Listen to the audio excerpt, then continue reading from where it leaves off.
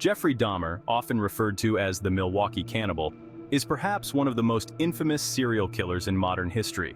Between 1978 and 1991, Dahmer committed the murders of 17 young men and boys, most of whom he lured back to his apartment with the promise of money or alcohol in exchange for sexual favors or simply for companionship.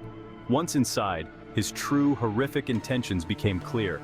Dahmer would incapacitate his victims, either by strangulation or injecting them with sedatives. But the horror didn't end with their deaths. He would dismember their bodies, keeping skulls and bones as gruesome trophies.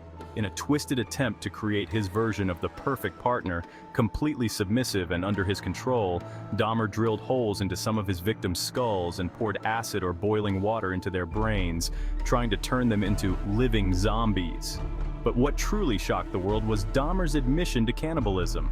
He confessed to eating parts of his victims, mainly the heart, biceps, and portions of thighs.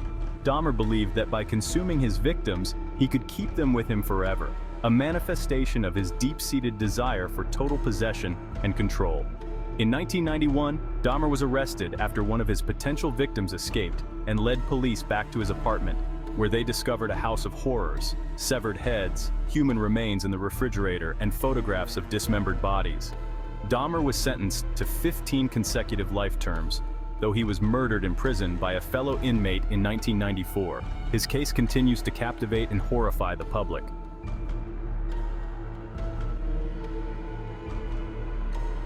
Luca Magnotta, a name that's now synonymous with internet infamous brutality, shocked the world in 2012 with a crime so heinous that it blurred the line between real life and the darkest parts of the web.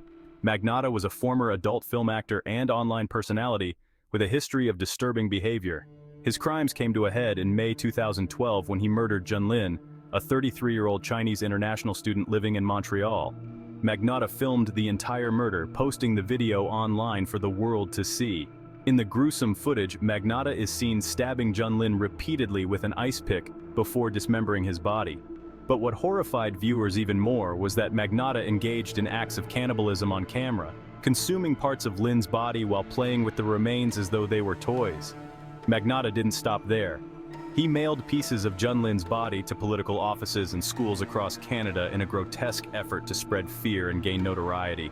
An international manhunt followed, as Magnotta fled to Europe, but he was eventually caught in Germany after being recognized in an internet cafe. At his trial, Magnotta pleaded not guilty by reason of insanity, but the jury convicted him of first-degree murder, and he was sentenced to life in prison. His case remains one of the most disturbing examples of how the internet can play a role in the public display of violence, and his chilling acts of cannibalism are etched into the memories of those who learned of his crimes.